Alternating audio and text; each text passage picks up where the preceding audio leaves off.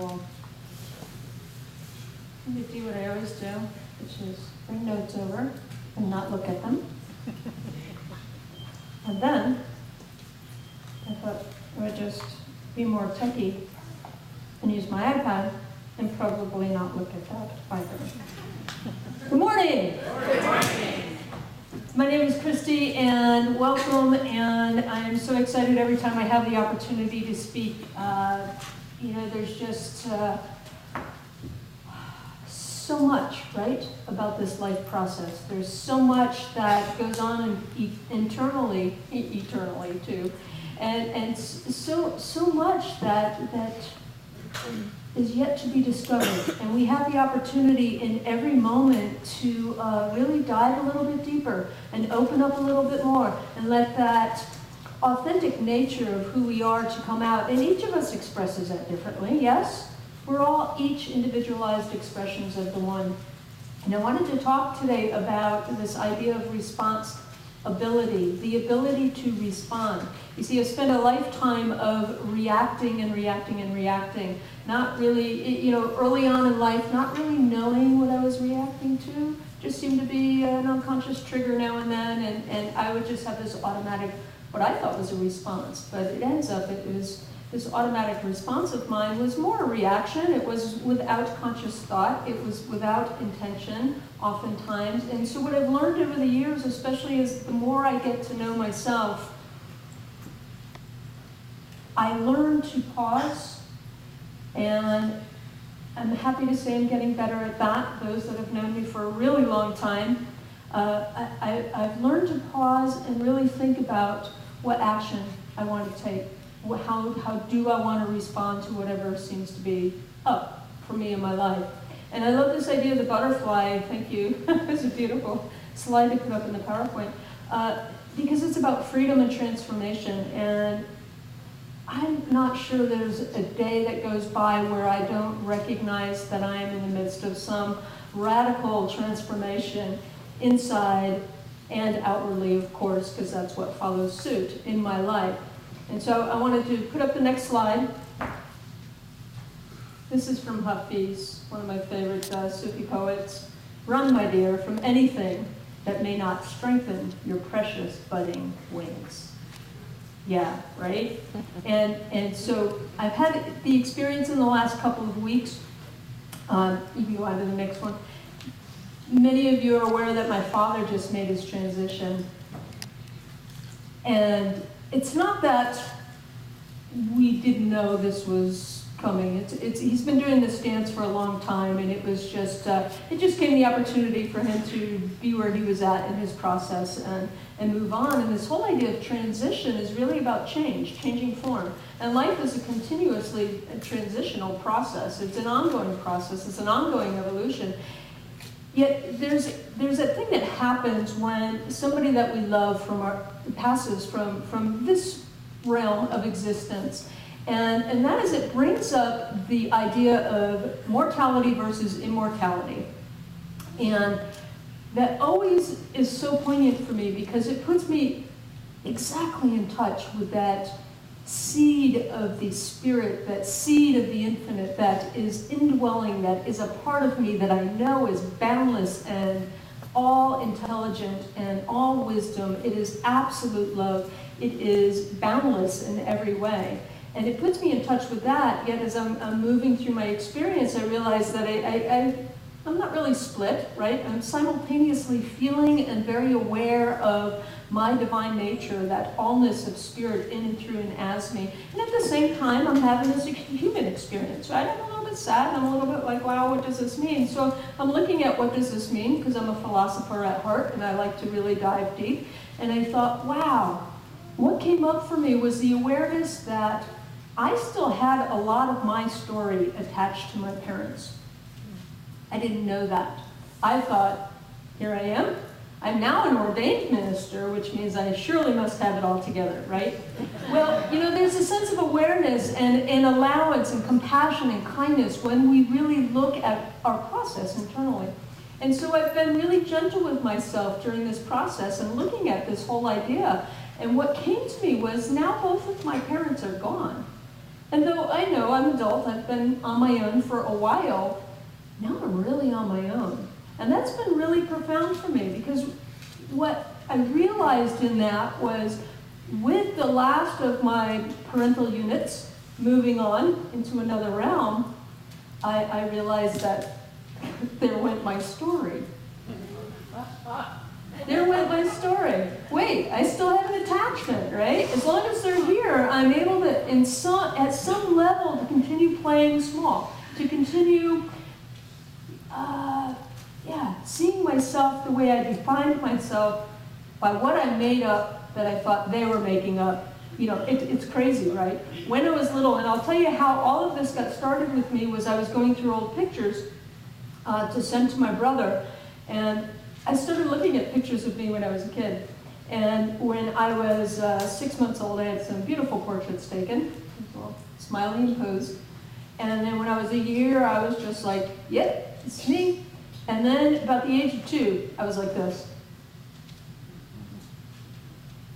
And I found one picture of myself where I look like a little ragamuffin. I look like something out of the Little Rascals. I had curlers in my hair and a sweatshirt on and no shoes. And it was a black and white picture, and I don't know, I just looked like I crawled out from under a rock. And I looked really mad. And then I found another birthday picture of me where my brother was hovering over me as I was opening up, I was 2, I was in a high chair, and I was opening up a gift, and I had this look on my face like, you know, don't come near my present. And then I found another picture of my brother and I at Easter time, and I had the same look. I didn't look happy. And I thought, why is that? What happened? Well, I knew exactly what happened. I made up in my mind somewhere that I was who other people thought I was, and I was my disappointment, and I was my anger, and I was my frustration. And what I did was I was picking up on this energy going on in my household, which, you know, it wasn't the most uplifting and positive and nurturing environment to be growing up in. Yet, at the same time, it was. And here I am, and I've been nurtured, and I've been loved, and they've loved me all the way through until they've moved on. Yet, what I chose to focus on was the smallness, that feeling of I'm not good enough, that feeling of there's something innately wrong with me. And I don't know where that came from, but I do know that I made it up. And there was a quote by an author named Brendon Burchard that says, I'm going to get it. Today you are either joyous or angry, and as an adult you have a choice. And what I've realized is that my whole journey has been about transformation. So what I realized too is that any idea I had about anybody else, any idea that I put on, that was part of my story, that I defined myself by what I thought others expected of me, what I thought was going on for me, is just not true. Because I know deep down the truth of who I am. I knew when I was 9 years old that there was something amazing in me. I knew at 9 years old that someday I was going to be teaching. I ran away from home, and I sat on this big, huge boulder with my saltines, and I thought, you know, what is this? What is this life? You get up, you go to school, you come home, you do your homework, and then you go to bed, and then you get up and go to school, and you come home and you do your homework. I'm like, what is this? I found myself at this point of frustration, at the age of 9, mind you, really frustrated, and I thought, I'm out of here. I don't know where I thought I was going. But I went into the woods, climbed up on this boulder, pulled out my saltines, my little safe food, still is today, and I had this awareness come over me at the age of 9, that what I thought was going on in my life was not the truth of life at all. And who I thought my parents were not who they were at all. And that someday I would be so clear, and I would be so in touch with who I am, that I would be able to show them that, and I would be able to teach that we are so much more than we have ever made ourselves out to be. We are not, I am not Christy shown up to express as spirit. I am spirit as Christy. That subtle flip for me made all the difference in the world. So I'm looking at this whole idea of transformation, transition. Wow, there goes my story. And I decided I was going to do a little ritual about that story and just kind of bless that old identity. And it made me realize how much I take my outer circumstances, my relationships with other people, and I allow that to define who I am. And it's not that I do that intentionally. I think that that's part of our makeup, to just, we're taking in and processing information all the time. So it's what I'm choosing to focus my awareness on. That's why mindfulness and meditation is so important, and really helps us to shift our thinking, because it gives us the opportunity in the moment to shift our awareness from what is made up to what is truth. And I teach truth. And I got to tell you, one of the most simple phrases that I remind myself of all the time is this idea about authenticity. Authenticity doesn't mean I'm just going to be who I am, I'm going to be cool, I'm going to be me, I'm going to be Christy. It's who I am as spirit.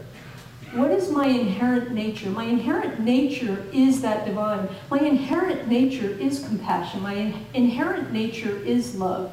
It is kindness, it is wisdom, it is health and wholeness on every level. It is prosperity, it is abundance, and if I am not expressing that, if I am not looking for that, if I am not expecting that, if I am not demonstrating that in my life, I'm not being completely authentic.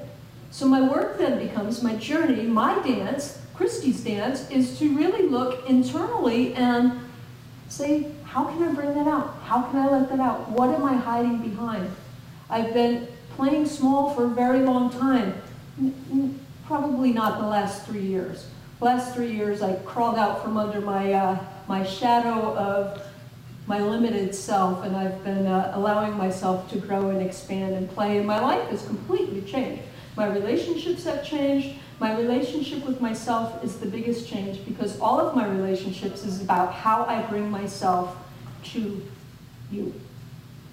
And so I thought, wow, okay, so my story just transitioned. What does that mean? What does that leave me? What does it leave me if I don't hang on to the littleness anymore? If I don't hang on to my little story? If I don't hang on to something that's going to squash me, make me feel small, less visible, right? I always prided myself in being an introvert, and look at me. Am I really an introvert? No. I lacked confidence. I lacked self-confidence. And when I remember who I am, I have no part of me that really wants to hide anymore. And there are times that this idea of fear might creep in, and that's okay. I get to nurture myself and love myself into my authentic expression. So this whole idea of my parents going, it's almost as though in their wake, I've been awakened. You know what I mean? It's like they go and here I am, and it's like, okay, now who am I? Now who am I? And I've been on this journey, spiritual journey, conscious spiritual journey for a very long time, like 30 years. And I have tripped and stumbled and grown and cried and celebrated and yahooed and knuckle bumped and danced, and it's been the whole trip. The whole trip has been amazing, because I'm allowing myself to discover who I am as the divine in action, and who have I come here to be? And if I am indeed that infinite wisdom of the divine expressing, who is the little me to hold that back? It has no power. All these ideas of limitation and littleness really have no power over the greater presence of who I know myself to be. So who have I come here to be? Who am I? If I can ask myself those questions constantly, it'll change. If you ask yourself those questions, it'll change your life. It has certainly changed my life. I was looking at this idea of when change comes, whether it's invited or expected or uninvited or not. When change comes at such a level where we feel like, oh my gosh, now what? I call them blessings. Not blessings, not lessons, blessings. Because ultimately, in the midst of all that is a blessing. Always, always, always. It's always about perspective. It's how I look at things. And my belief systems and these ideas of how I really want to see myself and my relationship to my bigger self makes a difference in my experience. So if I look, it's like the little girl with the pony, right? My favorite. I do this a lot. There's got to be a pony in here somewhere. You know, she's shoveling. And that's what my life's been like. And now I don't bother shoveling. I just wait for the pony to appear because it always does. I know how to look for the pony. So there's a blessing. And the lesson for that is my opportunity to change. And my story my story hasn't gone because my parents have gone. All these ideas of how I defined myself hasn't shifted because my parents are suddenly gone. No, I've been in the process of letting go of this old story for a very long time. Barbara did a talk recently, about a month ago. Change your story, change your life. And I gotta tell you, I listened to that talk a lot because something happened inside of me. I thought, my gosh, I'm still hanging on to this. I still have a story. I want to rewrite my story. If every day is indeed a new slate, every moment is indeed a new opportunity for me to be more than who I was just a minute ago, and I'm consistently changing my body, and every cell and every organ is consistently changing. If every aspect of life is repeatedly redoing itself, recreating itself in a new way, I want to jump into that game. I want to play that. I want to ride that wave of change. And so my old story doesn't go just because they left. My old story goes because I choose for it to be gone. I honor the blessings that it offered. I got to know myself at a deeper level, and I got to tell you, every aspect of my life and my life's journey, and I'm not even going to go down that road because nobody wants to go down that road. Nobody wants to go down that road. Where I want to take you is where I'm going from here. And where I'm going from here is awakened, alert, and aware of my own divinity.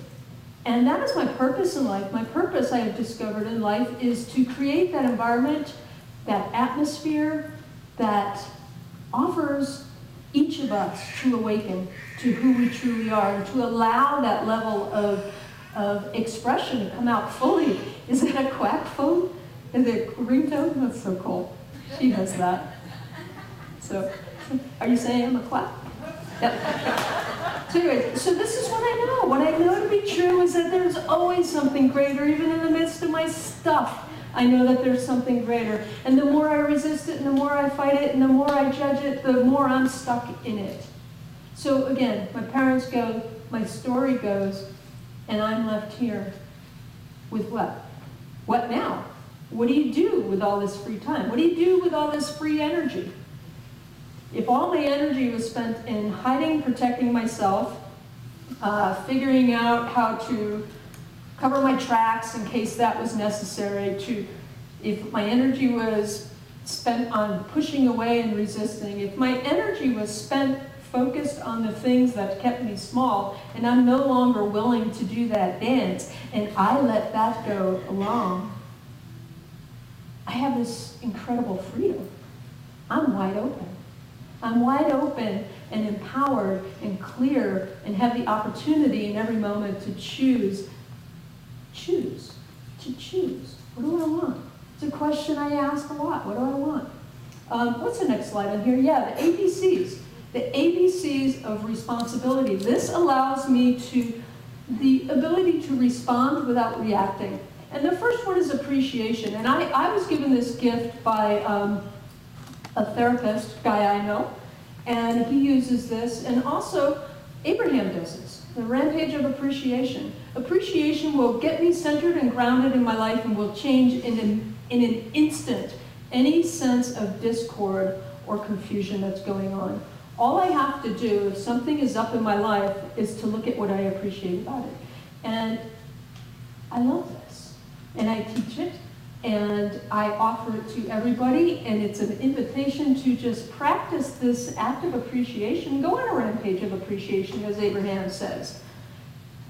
When I turn my focus on the things that I truly appreciate, you see, this idea of gratitude is a little bit broader for me, but appreciation helps me to really tune in, to really focus at what I feel really blessed and appreciate about you. I appreciate your incredible talent, the way that you can just come up with these most beautiful labyrinths and provide that for the center. I appreciate how you've moved through some of the seeming obstacles in your life and turned it into something that is an avenue for people to go, oh my God, anything in life is possible. and I get to be who I came here to be. What I appreciate about you is your joy and your laughter and this idea that, when you show up, you are present to life and you bring this loving, divine energy with you. And it's an energy that is free and of service and of love. And I can go on and on and on and on. And if you would like me to do some appreciation on you, just talk to me afterwards. And I'd be happy to do this and let it go on you, because each of us deserves to be appreciated, because each of us has something amazing to share to life, because we are all spirit sharing into life. Why not recognize that about one another? Don't focus on the things that are icky. Don't focus on that. Focus on what you really appreciate, and then you'll have the experience of appreciation, which just opens us up. And when we are open, our lives flow. That's when the energy that flows.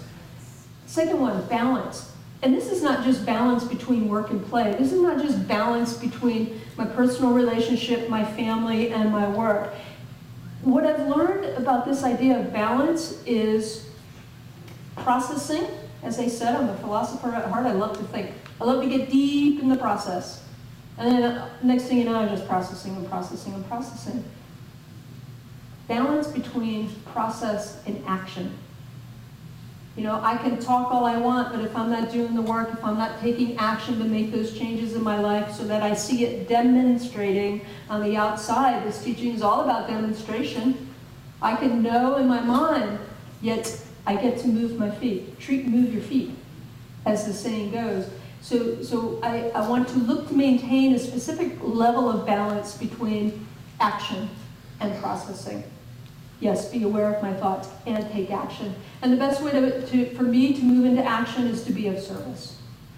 And that really feeds me. It links me, it ties me into this sense of compassion within myself. So I want to make sure that that is balanced. Is my life in balance? Am I getting enough sleep? Am I eating enough? Balance is very important. And then the last one is choice. To remember that I am always, always, always at choice.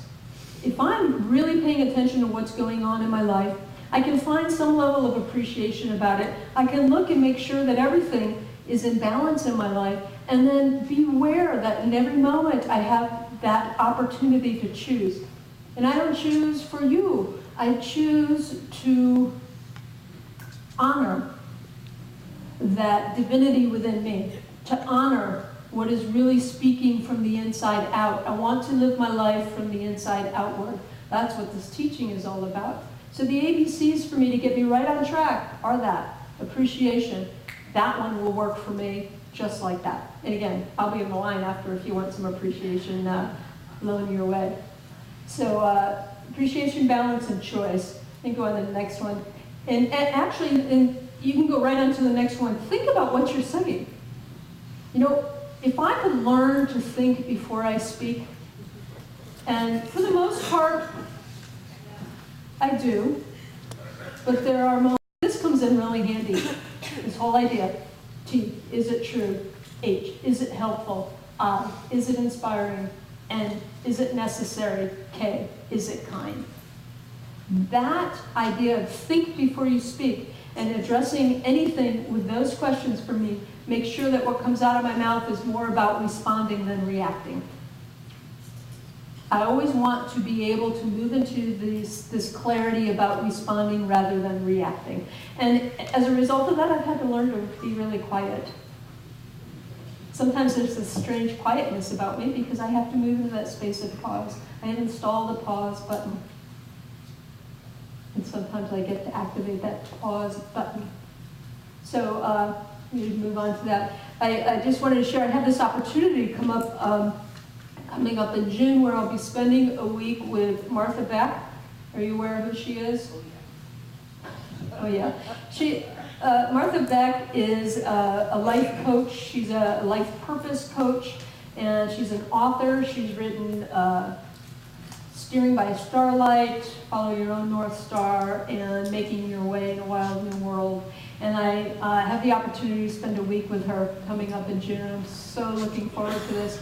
And I've been working on this pre-work application, and I was a little stunned when I came upon the second page. The question says, what are the 3 worst things that ever happened to you in your life? And I thought, what?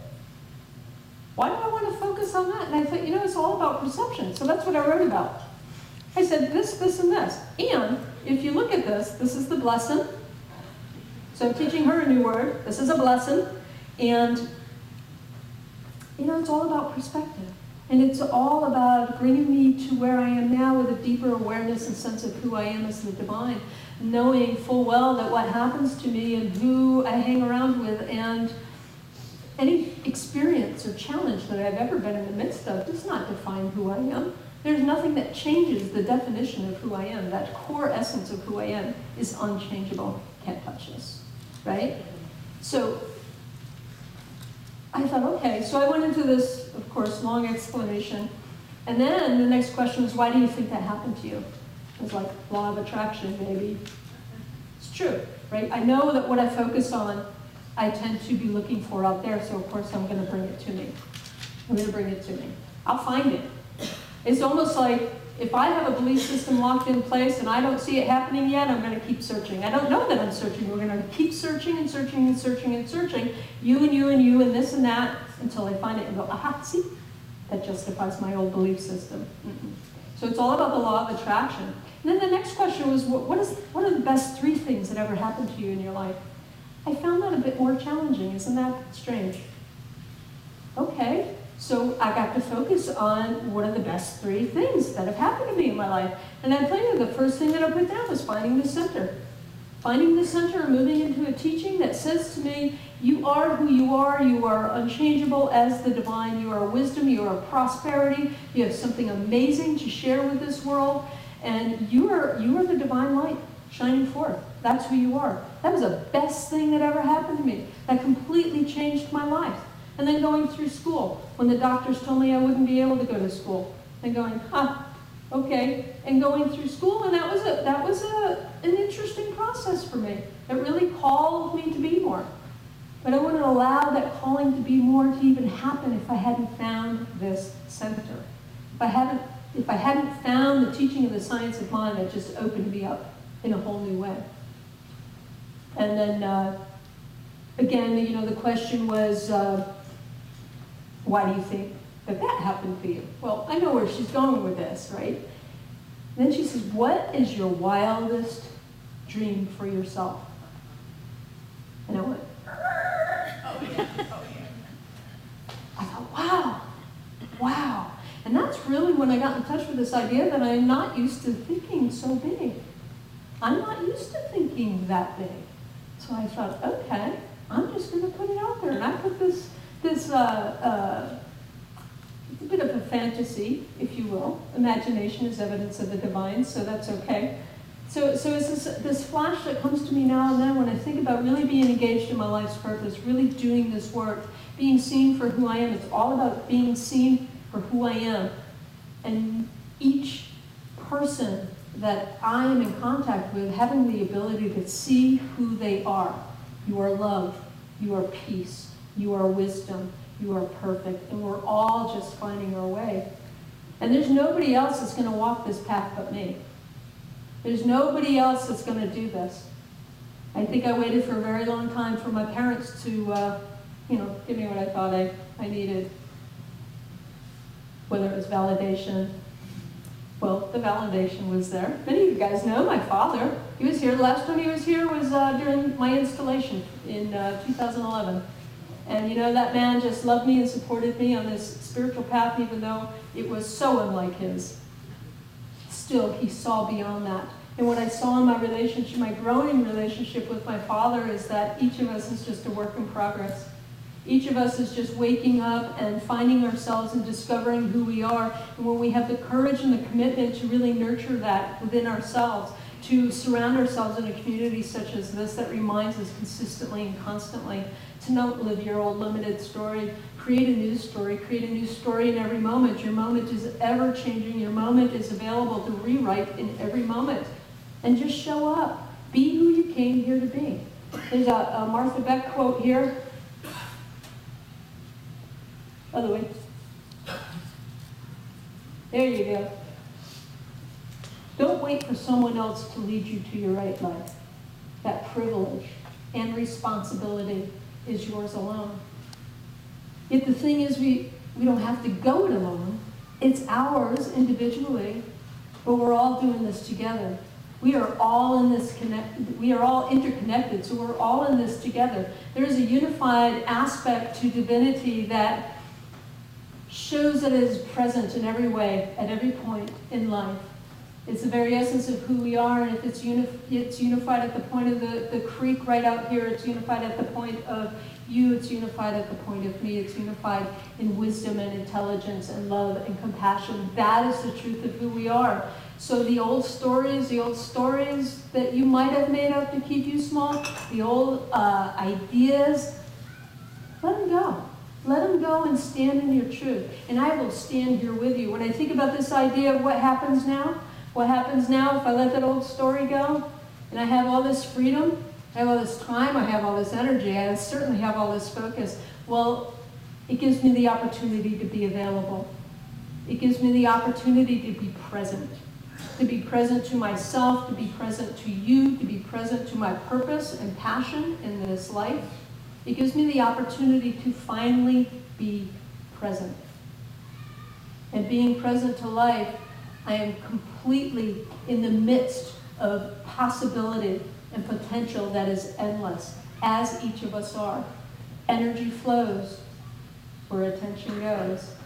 My attention now is on this wild new way. My attention now is on this recognition of that in their wake. And that's anybody who's gone before me. In any situation that I have seen to move through and beyond. In that wake, I am awakened. And if I allow myself to awaken in every moment, and I nurture that in myself, and I stand in that freedom, life has so much to offer. So let's board a new train into freedom. And I just wanted to share this idea of, it's easier doing this because of Prince Peter, about riding this, I don't know, peace train. Sounds so 70s, right?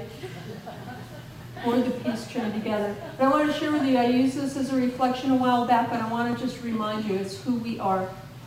When you were born, a golden ticket was slipped into your soul's pocket by your Creator. The ticket gave you privileged access to a world of choices. It granted you permission to be whoever you wanted to be and do whatever you wanted to do. You may not have known you were carrying this ticket all your life, but you were. Life's golden ticket is now in your hand, and now is your moment of truth. You can either stand still and live in yesterday, or you can step through the gates of possibility into the life you were truly meant to live. The only price of admission is to release any anger, hurt, worry, or resentment tied to your old story, and to have the clarity and strength to start anew. You can make new choices. You can live more fully. You can love more completely. You can make a greater difference. Every moment is a second chance to unleash and claim the life of purpose and contribution that is your destiny. Stand still or step forward. The choice, as it always has been, is yours. So let's move forward into our greater story together. Thank you.